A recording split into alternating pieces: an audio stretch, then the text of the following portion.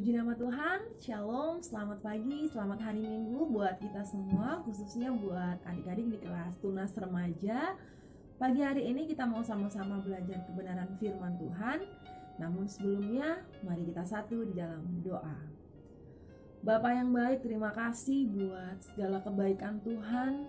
Pagi hari ini kembali kami boleh bersama-sama Tuhan belajar kebenaran firman-Mu. Engkau hadir di setiap rumah kami, Engkau hadir di setiap hati kami. Roh Kudus-Mu memberi kami pengertian, memberikan kami wahyu, memberikan kami rema, untuk kami boleh mengerti dan melakukan firman-Mu. Kami serahkan pemberitaan firman-Mu Tuhan pagi hari ini, dalam nama Tuhan Yesus Kristus. Haleluya, amin. Nah, adik-adik yang dikasihi Tuhan, pagi hari ini kita mau belajar tentang satu tema kebenaran firman Tuhan, yaitu percaya. Kalau kita berkata atau kita bahas tentang percaya, kita ingat akan satu tokoh kebenaran firman Tuhan yang luar biasa yang kita sebut dengan Bapa orang beriman atau Bapa orang percaya. Ada yang ingat siapa namanya? Ya, betul sekali, Bapak Abraham. Lagu sekolah minggu kita katakan Bapak Abraham mempunyai banyak sekali anak-anak.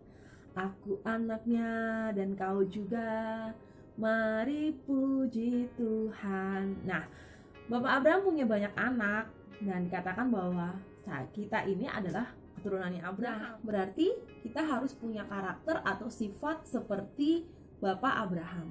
Mari langsung saja kita buka kebenaran firman Tuhannya di dalam Kejadian 22 ayat 1 sampai yang ke-10. Kejadian 22 ayat 1 sampai 10. Mari kita buka bersama-sama. Adik-adik di rumah, dibuka Alkitabnya, kita baca bersama-sama ya. 3, 2, 1. Kepercayaan Abraham diuji. Setelah semuanya itu, Allah mencoba Abraham. Ia berfirman kepadanya, "Abraham," lalu sahutnya, "Ya Tuhan," firman-Nya, "Ambillah anakmu yang tunggal itu yang engkau kasihi, yakni Ishak. Pergilah ke tanah Moria dan persembahkanlah dia di sana sebagai korban bakaran pada salah satu gunung yang akan kukatakan kepadamu." Keesokan harinya pagi-pagi bangunlah Abraham. Ia memasang pelana keledainya dan memanggil 2 orang bujangnya beserta Ishak anaknya. Ia membelah juga kayu untuk korban bakaran itu. Lalu berangkatlah ia dan pergi ke tempat yang dikatakan Allah kepadanya. Ketika pada hari yang ketiga Abraham melayangkan pandangnya, kelihatanlah kepadanya tempat itu dari jauh. Kata Abraham kepada kedua bujangnya itu, "Tinggallah kamu di sini dengan keledai ini. Aku beserta anak ini akan pergi ke sana. Kami akan sembahyang. Sesudah itu kami kembali kepadamu." Lalu Abraham mengambil kayu untuk korban bakaran itu dan memikulkannya ke atas bahu Ishak anaknya. Sedang di tangannya dibawanya api dan pisau. Demikianlah keduanya berjalan bersama-sama. Lalu berkatalah Ishak kepada Abraham ayahnya, "Bapak," sahut Abraham, "Ya anakku." Bertanyalah ia, "Di sini sudah ada api dan kayu, tetapi di manakah anak domba untuk korban bakaran itu?" Sahut Abraham, "Allah yang akan menyediakan anak domba untuk korban bakaran baginya, anakku." Demikianlah keduanya berjalan bersama-sama. Sampailah mereka ke tempat yang dikatakan Allah kepadanya. Lalu Abraham mendirikan mezbah di situ, disusunnyalah kayu, diikatnya Ishak anaknya itu, dan diletakkannya di mezbah itu di atas kayu api. Sesudah itu Abraham mengulurkan tangannya, lalu mengambil pisau untuk menyembelih anaknya. Amin. Puji nama Tuhan. Adik-adik yang dikasihi, akhir dari cerita ini adalah kita tahu bahwa akhirnya Tuhan tidak jadi, atau Abraham tidak jadi membunuh anaknya sebagai korban bakaran. Karena apa? Karena Tuhan menyediakan anak domba untuk korban bakaran itu. Nah, dari kisah Abraham ini kita melihat dan kita percaya bahwa Abraham itu hanya punya satu anak yang bernama Ishak. Ya, Ishak itu adalah satu-satunya anaknya Abraham pada saat itu, di mana Abraham itu baru punya keturunan di usia yang sudah lanjut. Ya, di usia yang sudah tua gitu. Opa-opa keluarganya Abraham, oma-oma juga kan nggak mungkin buat manusia. Tapi dari cerita Abraham ini, dari kisah Bapak Abraham ini, satu hal yang mau Tuhan nyatakan buat kita semua, dan kita harus percaya bahwa yang tidak mungkin buat manusia itu mungkin buat Tuhan, dan itu sangat mudah. Amin. Yang percaya katakan amin. Nah, kita langsung saja masuk dalam poin yang pertama pembahasan kita pagi hari ini dari Bapak Abraham ini. Ketika kita percaya, poin yang pertama, tetap percaya pada janji Tuhan sekalipun belum melihat. Ada banyak janji Tuhan yang Tuhan nyatakan buat kita. Di pelajaran-pelajaran minggu sebelumnya juga kita melihat begitu banyak janji Tuhan yang Tuhan nyatakan melalui kebenaran firman Tuhan di dalam Alkitab kita. Untuk itu betapa pentingnya untuk kita terus membaca kebenaran firman Tuhan. Janji Tuhan dalam firman Tuhan atau perikop ini yang disampaikan kepada Abraham, bahwa sebelumnya Tuhan berjanji bahwa Abraham akan punya banyak banget keturunan, banyak sekali keturunan seperti bintang-bintang di langit, bahkan pasir yang ada di laut. Demikian janji Tuhan, dan Abraham percaya akan hal itu sekalipun saat itu satu-satunya anaknya itu harus diambil atau harus dibawa untuk dijadikan sebagai korban bakaran. Tapi Abraham percaya akan janji Tuhan itu, sekalipun dia belum melihat anaknya banyak nanti seperti bintang di langit, seperti pasir di pantai, ngitungnya susah gitu ya. Orang satu aja mau dihabisin, istilahnya seperti satu aja Tuhan suruh kasih gitu kan. Gimana bisa seperti bintang di langit, pasir di laut itu. Tapi Abraham tetap percaya, adik-adik. Abraham tetap percaya, bahkan Abraham tetap taat. Ya, dalam ayat yang kedua di Kejadian 22 tadi, firman Tuhan katakan, ambillah anakmu yang tunggal. Tuhan gak nego, Tuhan anakku kan cuma satu, nanti kalau satu dikorbanin habis dong, katanya anakku akan jadi banyak. Tapi yang Abraham lakukan adalah Abraham tetap taat. Abraham ikut apa yang Tuhan mau. Diambilnya anaknya, dibangunin, anaknya yang lagi tidur dibawa bujangnya naik keledai sama-sama. Bahkan di firman Tuhan ini katakan Abraham sudah nyiapin loh pisau sama api gitu. Tapi Abraham tetap taat. Abraham terus berjalan, bahwa janji Tuhan itu gak akan meleset deh dalam hidupnya gitu. Jadi Abraham tetap percaya meskipun dia belum melihat banyaknya keturunannya seperti apa. Dia tetap percaya janji Tuhan itu, dan Abraham tetap taat. Mari adik-adik yang dikasihi Tuhan, janji Tuhan itu sangat banyak dalam firman Tuhan. Janji Tuhan apa? Firman Tuhan apa yang adik-adik pegang hari-hari ini, saat ini, dan sampai selama-lamanya? Tetap percaya. Kalau Tuhan katakan bahwa Dia Allah Immanuel, Allah yang menyertai kita, percaya. Keadaan seperti apapun kita hari-hari ini, percaya bahwa Dia Tuhan yang selalu sanggup menepati janji-janjinya. Jadi poin yang pertama kita belajar dari Abraham, tetap percaya janji Tuhan sekalipun belum melihat. Nah, kita buka di dalam 2 Korintus 5 ayat yang ke-7. 2 Korintus 5 ayat yang ke-7.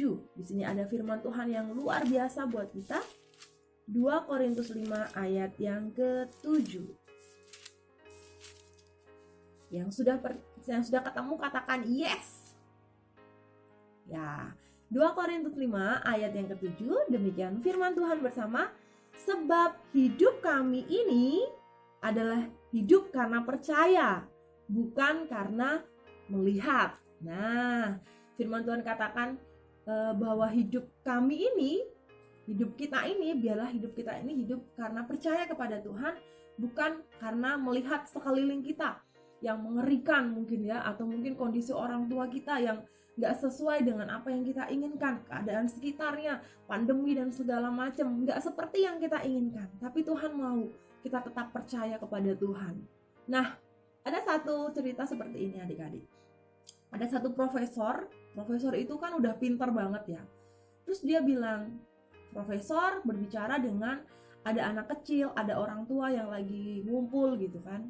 Dikatakan seperti ini, Tuhan itu nggak ada, bilang kayak gitu. Kenapa kalian percaya sama Tuhan?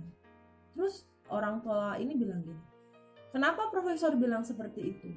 Si profesornya bilang, karena Tuhan, apa yang bisa kita percaya itu yang bisa dilihat, bilang gitu. Kalian bisa lihat Tuhan? Enggak, secara kasat mata kita nggak bisa ngelihat Tuhan memang kan. Emang nggak bisa dilihat, nah berarti Tuhan itu nggak ada gitu kan. Dalam pikiran profesornya itu seperti itu, bahwa Tuhan itu nggak ada gitu, karena Tuhan itu nggak bisa dilihat, dan segala sesuatu yang bisa dipercaya itu ya yang bisa dilihat aja gitu. Nah, si anak kecil ini yang ada di tengah-tengah kerumunan ini terus bilang gini, profesor ini nggak punya pikiran, bilang kayak gitu. Terus marah dong profesornya, namanya sudah profesor, berarti kan pinter ya, bisa mikir segala macam. Kenapa kamu bilang seperti itu? Memang profesor bisa lihat pikirannya profesor. Ada di mana? Di sini, dia bilang kan, dia tunjuk kepalanya. Emang apa yang ada di dalam situ profesor bisa lihat?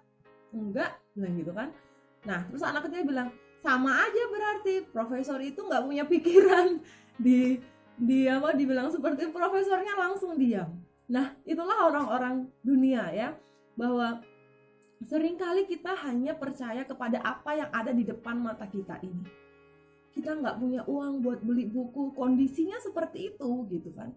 Kita mau beli buku misalnya kan, atau mungkin yang hari-hari ini sering terjadi atau yang dibutuhkan, nggak punya uang buat beli kuota gitu, karena sekolah semuanya online. Di depan mata kita nggak punya uangnya gitu, tapi yang Tuhan mau kita percaya gitu, bahwa Tuhan itu Tuhan yang menyediakan, Tuhan yang memberkati, Tuhan yang punya banyak cara untuk memberkati. Nanti kita akan masuk dalam poin yang kedua, di mana saat kita percaya, Tuhan itu menyediakan. Jadi adik-adik yang dikasihi Tuhan, kita harus tetap percaya kepada Tuhan. Kita percaya janji Tuhan, dalam firman Tuhan itu ada banyak sekali janji-janji Tuhan ya. Dan firman Tuhan juga katakan bahwa dalam persekutuan dengan Tuhan seperti ini, ibadah itu mengandung janji. Jadi jangan sungkan-sungkan atau jangan males-malesan mau ikut ibadah meskipun online ya. Karena apa? Setiap firman yang kita dengar itu bisa menumbuhkan iman kita. Iman tumbuh dari pendengaran, dan pendengaran akan firman Kristus. Jadi yuk, jangan males-malesan kita ikut ibadah, dengar firman Tuhan meskipun lewat online. Kita masih bersyukur kita punya media yang bisa Tuhan pakai untuk kita boleh saling menguatkan, iman kita boleh bertumbuh, kita boleh saling menyapa meskipun hanya melalui media yang ada. Dan kita terus berdoa, kiranya waktu Tuhanlah yang membuat semuanya indah, kita boleh kembali lagi berkumpul bersama-sama, bersekutu di ibadah-ibadah offline. Nah, kita masuk dalam poin kita yang kedua, yaitu bahwa ketika kita percaya, Tuhan menyediakan. Sama-sama kita katakan, ketika kita percaya, Tuhan menyediakan. Sekali lagi kita katakan, ketika kita percaya, Tuhan menyediakan. Adik-adik yang dikasihi Tuhan, kembali kita masuk di perikop yang tadi kita baca di Kejadian 22. Kita masuk di dalam ayat yang ke-8. Di sini adalah nyata bahwa Tuhan kita adalah Tuhan yang menyediakan, atau sering kali disebut bahwa Tuhan kita adalah Jehovah Jireh. Nah, kita baca bersama-sama ayat yang ke-8, demikian firman Tuhan. Sahut Abraham, Allah yang akan menyediakan anak domba untuk korban bakaran baginya anakku, demikianlah keduanya berjalan bersama-sama. Ini iman Abraham yang luar biasa, bahwa Abraham percaya bahwa Tuhan itu menyediakan, Tuhan yang akan menyediakan anak kambing domba. Kembali lagi, saat Abraham berkata seperti itu, apakah Abraham sudah melihat anak domba itu? Belum ya. Bahkan di dalam ayat yang kelima, di bagian terakhir dikatakan seperti ini. Kami akan sembahyang, ini kata Abraham kepada bujangnya, sesudah itu kami kembali kepadamu. Nah, luar biasa ya, bahwa Abraham waktu itu sudah berkata kepada bujangnya bahwa kami itu berbicara lebih dari satu orang. Artinya Abraham dan Ishak akan kembali kepada bujangnya itu, bahwa Tuhan menyediakan segala yang terbaik. Tuhan menyediakan apa yang diperlukan oleh Abraham, termasuk anak domba itu. Ketika kita percaya, Tuhan menyediakan. Biarlah hati kita percaya kepada Tuhan. Tuhan yang menyediakan. Semua masa depan kita itu ada dalam tangan Tuhan. Lakukan bagian kita. Belajar, ayo belajar. Siapkan, kita investasikan waktu kita untuk belajar ya adik-adik ya. Karena sebagai pelajar sudah seharusnya kita belajar. Investasikan waktu kita, tenaga kita untuk belajar mempersiapkan masa depan kita. Memang Tuhan menyediakan, tapi Tuhan lakukan dulu bagian kita dengan sungguh-sungguh. Nah, apa yang tidak mungkin buat kita hari-hari ini? Ya, nanti aku sekolah di mana ya? Nanti aku kuliah di mana ya? Harus sudah mulai dipersiapkan. Nanti aku mau jadi apa ya? Gitu. Kalau cita-citanya misalnya nih, ada yang mau jadi polisi, jadi memang harus jaga kesehatannya, jaga matanya, semua organnya, kan tesnya kan banyak ya untuk menjadi seorang polisi. Ya, harus dipersiapkan jauh-jauh hari. Kita investasikan waktu kita untuk masa depan kita. Dan yang terpenting, kita investasikan waktu kita untuk pertumbuhan iman kita di dalam Tuhan, yaitu dengan berdoa dan membaca firman Tuhan. Kita katakan lagi yuk poin yang kedua. Ketika kita percaya, Tuhan menyediakan. Kata kitanya diganti namanya ya. Boleh sama-sama. Ketika Kak Lucy percaya, Tuhan menyediakan. Bagian kita adalah percaya kepada Tuhan. Kita buka yuk di dalam Mazmur 37 ayat yang kelima. Mazmur 37 ayat yang kelima. Di sini ada firman Tuhan yang luar biasa buat kita. Mazmur 37 ayat yang kelima. Yang sudah ketemu katakan yes. Nah, kita baca sama-sama yuk. Mazmur 37 ayat yang kelima. Serahkanlah hidupmu kepada Tuhan dan percayalah kepadanya dan Ia akan bertindak. Sekali lagi. Serahkanlah hidupmu kepada Tuhan dan percayalah kepadanya dan Ia akan bertindak. Bagian kita adalah menyerahkan seluruh hidup kita dan percaya, maka Tuhan akan bertindak. Tuhan gak cuman menyediakan buat kita itu materi atau uang saja, tapi Tuhan menyediakan damai sejahtera buat kita, menyediakan kesehatan buat kita, menyediakan sukacita buat kita. Ya, satu pujian yang luar biasa, katakan gini. Ku tahu Bapa peliharaku, Dia baik, Dia baik. Ku yakin Dia selalu sertaku, Dia baik bagiku. Tuhan menyediakan, Tuhan yang pelihara kita. Asal kita mau mempercayakan hidup kita kepada Tuhan. Karena apa? Karena kita ini miliknya Tuhan. Amin. Puji nama Tuhan. Kita akan masuk di dalam poin yang ketiga. Yuk, poin yang ketiga pagi hari ini adalah ada mujizat saat kita percaya. Wah, kalau tadi Tuhan menyediakan. Nah, ketiga ini ada mujizat ketika kita percaya. Ada mujizat saat kita percaya. Sekali lagi katakan, ada mujizat saat kita percaya. Nah, kita bisa buka firman Tuhannya. Yuk kita buka yuk sama-sama dalam Matius 13 ayat 58. Matius 13 ayat yang ke-58. Di situ ada satu ayat firman Tuhan. Nah, Matius 13 ayat 58. Demikian firman Tuhan buat kita. Dan karena ketidakpercayaan mereka, tidak banyak mujizat diadakan di situ. Di sini katakan karena ketidakpercayaan tidak ada mujizat. Berarti kebalikannya, karena percaya maka ada mujizat. Mujizat itu nyata ya. Ada pujiannya, katakan, ketika ku percaya mujizat itu nyata di saat ku tak berdaya. Nah, bisa dilanjutkan, kuasa Tuhan yang sempurna. Bahwa di dalam perikop ini adik-adik, judul perikop di atasnya adalah Yesus ditolak di Nazaret. Nah, Yesus ditolak di Nazaret yang adalah tempat dari Tuhan Yesus sendiri atau kampung halamannya Tuhan Yesus sendiri, dan Tuhan ditolak di Nazaret. Maka di situ nggak ada mujizat terjadi karena mereka nggak percaya bahwa Tuhan Yesus itu sanggup lakukan. Jadi yang harus kita lakukan adalah kita percaya, ya, bahwa apa yang nggak mungkin buat manusia itu mungkin buat Tuhan.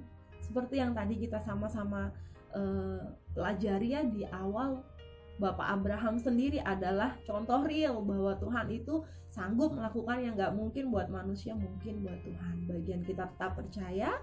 Kalau adik-adik, kalau kita semua mau ngalamin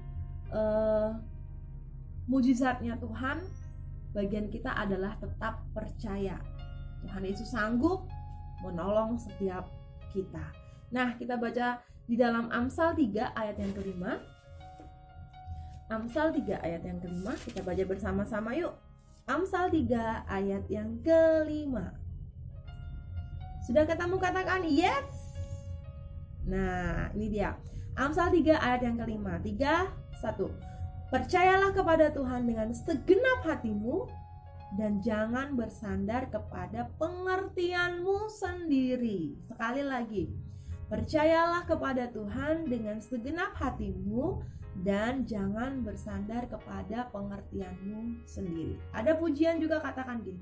Percayalah kepada Tuhan dengan segenap hatimu dan jangan bersandar kepada pengertianmu sendiri. Bersandar pada pengertian kita sendiri seperti apa? Bahwa yang kita pikirkan ya itu yang paling benar gitu. Pendapat kita itu yang paling benar gitu. Itu pengertian kita sendiri.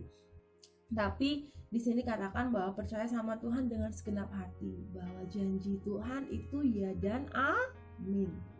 Puji nama Tuhan. Biarlah kita terus membawa diri kita, hati kita untuk tetap percaya kepada Tuhan sekalipun kita belum melihat.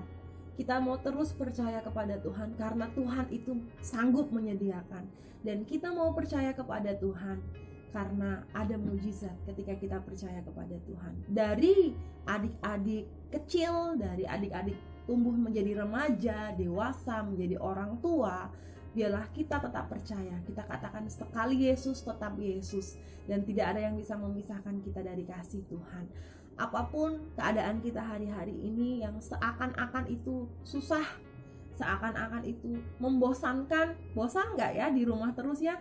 Nggak boleh sekolah, ketemu, atau mungkin belum boleh ibadah offline, nggak bisa ketemu sana sini. Bosan nggak?